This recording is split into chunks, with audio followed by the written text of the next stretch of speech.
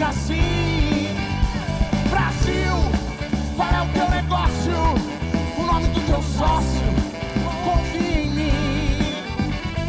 Então, fala galera, aula de Sociologia na área para fazer uma revisão breve sobre os pensadores do Brasil. Vamos lá? Nosso objetivo com essa aula é fazer uma revisão de todos os autores que compõem os pensadores do Brasil que estudamos nesses módulos recentes. Vamos lá?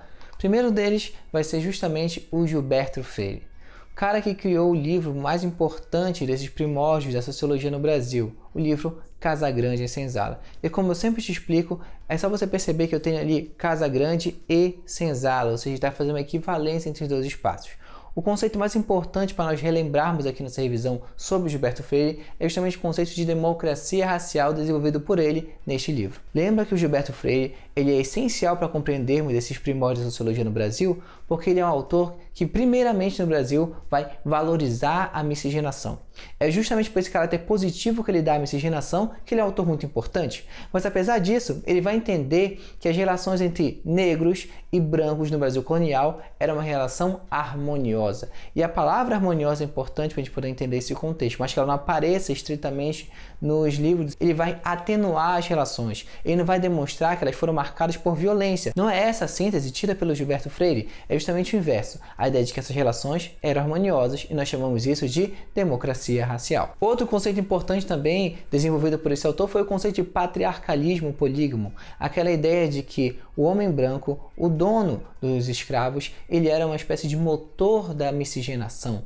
E isso era visto como um fator positivo dentro da lógica do processo de miscigenação da mistura dos povos brasileiros pelo Gilberto Freire. O que ele está esquecendo de marcar ali precisamente é a ideia de que isso é marcado pela violência, de que ali há estupro. E existe uma crítica muito contundente dos autores mais recentes com relação a esses aspectos da teoria do Gilberto Freire, como a gente vai ver mesmo nessa aula aqui. Nosso segundo autor dessa revisão é Sérgio Buarque de Holanda, com o conceito principal de cordialidade, a ideia de homem cordial. O homem cordial é aquele que age com o seu coração, que age pela impulsividade e que mistura os espaços público e privado. O que é agir pela impulsividade? É não pensar em fazer as coisas.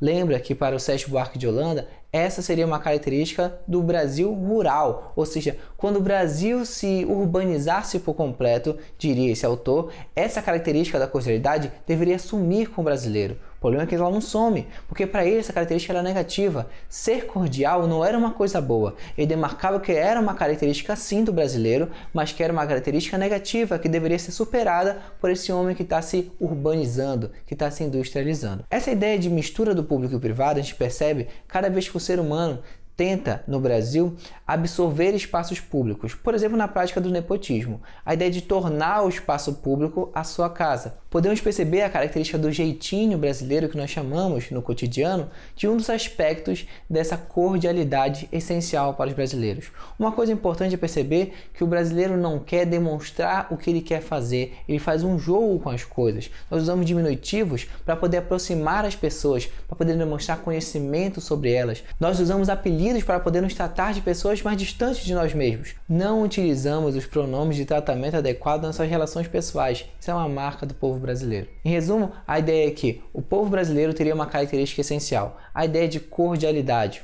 O homem cordial é aquele que tem por característica essencial a sua impulsividade, agir de maneira impulsiva, agir pelo coração e misturar dois espaços, o espaço público e privado, tendendo a misturar as relações, a fazer de todo lugar a sua casa. Em Caio Prado Júnior, o principal conceito que eu preciso lembrar é o conceito de sentido da colonização.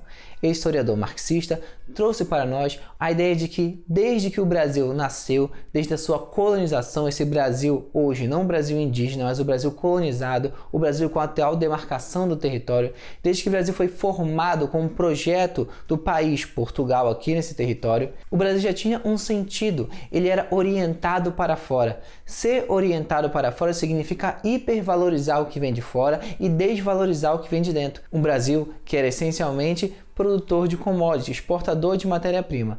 Esse era o sentido da colonização, segundo Caio Prado Júnior. O Brasil voltado para fora. O Brasil que esperava e tem expectativas sobre o que vem de fora e que desvaloriza o que tem aqui dentro. Em Florestan Fernandes, o que precisamos perceber é que esse autor tem uma ênfase nos seus trabalhos na questão racial. E na questão racial ele vai destacar a ideia de que o negro, ao ser inserido na sociedade, na verdade o que aconteceu foi um processo de marginalização, porque o negro ele foi escanteado, ele foi marginalizado, ele ficou na periferia. Não houve um processo de inserção do negro adequado na sociedade. E esse processo vai demarcar vários problemas que nós temos sociais até hoje. Os problemas sociais do Brasil são, em grandes medidas, resultado desse processo de marginalização que ocorreu, da não adequação ou da não inserção adequada do negro, que antes era escravo e após a abolição passou a ser livre nesse território, mas não bem adequado, não bem inserido na sociedade. Outro conceito fundamental do Florestan Fernandes é justamente a desmistificação do conceito do Gilberto Freire. É o primeiro autor que a gente está vendo aqui que está apresentando uma crítica contundente ao Gilberto Freire. Neste contexto, ele apresenta a ideia de que o conceito de democracia racial seria um mito, seria uma mentira, seria uma fantasia que é alimentada por muitos no Brasil. O Brasil não seria a terra sem males, onde raças diferentes conviveram desde o Brasil colonial. Não, o Brasil é uma terra onde sim existe um racismo muito forte. E a gente não pode dizer que as relações no Brasil colonial, ou muito menos hoje, eram harmoniosas. Então, por isso, o conceito que será fundado aqui pelo Florestan Fernandes é o conceito de mito da democracia racial. Significa afirmar que não há democracia racial no Brasil, que isso é uma fábula, que isso é uma fantasia. Já no contexto da ditadura militar do Brasil, temos Raimundo Fauro, um homem importante no processo de redemocratização da história brasileira, como eu te afirmei. Os conceitos mais importantes a serem lembrados nesta aula do Raimundo Fauro são o conceito de estamento burocrático, ou seja, a classe social que domina as relações no Brasil desde a colônia até os dias de hoje é a mesma, e o nome dessa classe é estamento burocrático, a classe que domina as relações econômicas e sociais no Brasil e que para ele seria a mesma desde a colônia até os dias de hoje. Outro conceito importante é o conceito de patrimonialismo, que a gente pode ligar aqui e fazer uma comparação com o conceito de cordialidade do Sérgio Buarque de Holanda. Só que no patrimonialismo existe uma ótica específica do Estado. O Estado ele começa a confundir, a misturar os espaços público e privado. Ou seja, o centro das relações de poder do Brasil, as pessoas que mandam num país, elas tendem a achar que as coisas públicas são delas e não o inverso. Ou seja, o Raimundo Fauro coloca um foco na relação do Estado e não nas relações pessoais, como o Sérgio Buarque de Holanda fez. Então, patrimonialismo é a confusão entre os espaços públicos e privado, a apropriação pelo Estado dos bens públicos, que é justamente o que acontece nesse quesito do patrimonialismo. Um exemplo típico disso é quando políticos, em geral, compreendem que as obras públicas que eles fazem, importando as suas funções, são obras deles e vendem como se fossem obras pessoais, ou seja, isso é um patrimonialismo. Qualquer tipo de atribuição de um espaço público a uma pessoa é um patrimonialismo e seria uma característica do Estado brasileiro para o Raimundo Fauro. Para finalizar, toda a vida pública brasileira teria por principal característica para o Raimundo Fauro, desde a colônia do Brasil até hoje, uma centralização política, uma centralização do poder. O poder brasileiro ele é excessivamente centralizado na visão do Raimundo Fauro. E agora vamos falar de Darcy Ribeiro. O Darcy Ribeiro vai contribuir nesta aula com 3 conceitos. Primeiro, a ideia de como o brasileiro se forma, né? O brasileiro se forma a partir de 3 raças diferentes, você vai me dizer, do negro, do indígena e do africano. Mas Darcy Ribeiro vai além. Além de afirmar essas origens, de entender que nós somos devedores dessas origens, o que ele vai afirmar é que nós somos único, que nós somos um povo que vai se formar a partir de uma unicidade, sui generis, por assim dizer. E ele afirma que o brasileiro, quando ele nasce ou quando ele se forma, ele não se identifica com o negro, porque ele não é negro, ele não é indígena. Então quem ele é? Ele é ninguém.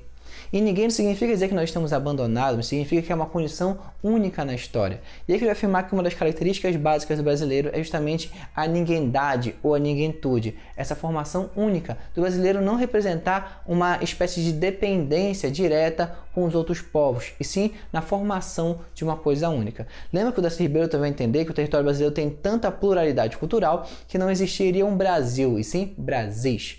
Outra característica importante a ser marcada no Darcy Ribeiro é uma herança étnica, que ele vai dizer que a gente deriva, uma herança cultural, para ser mais exato, que a gente tem em relação aos indígenas.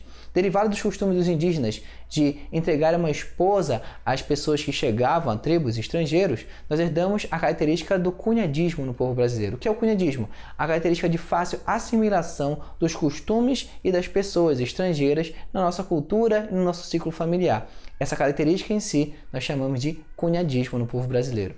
Para finalizar, a gente tem que entender que o Darcy Ribeiro ele foi um crítico do conceito de miscigenação tradicional no Brasil, que era aquele afirmado pelo Gilberto Freire, aquela ideia de que a miscigenação foi um processo harmonioso que aconteceu com uma espécie de dádiva, era algo positivo na formação do povo brasileiro.